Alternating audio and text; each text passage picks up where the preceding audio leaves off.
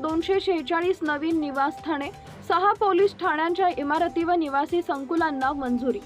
अकोला जिल्हा पोलीस दलाच्या पायाभूत सुविधांच्या विकासासाठी विविध प्रकल्प सुरू असून त्यात नवीन प्रशासकीय इमारती, पोलीस निवासस्थाने, चौक्यांची निर्मिती आणि महिला पोलिसांसाठी विश्रामगृह, प्रसाधन गृहांचा समावेश आहे।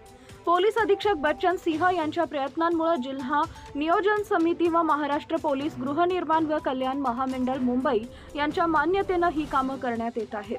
पोलिसांनी लवकरच नवीन निवासस्थाने उपलब्ध होणार आहेत। पोलीस अधिकाऱ्यांची होणार नवीन निवासस्थाने।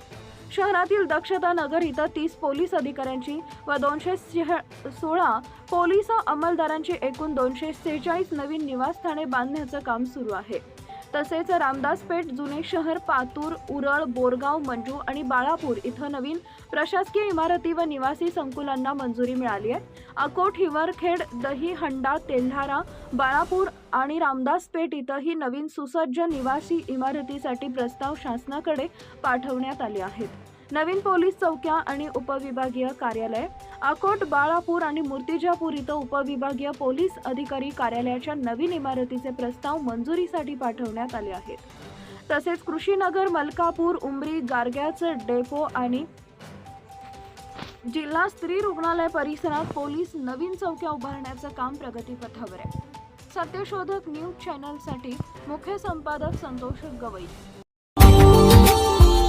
Subscribe now and press the bell icon.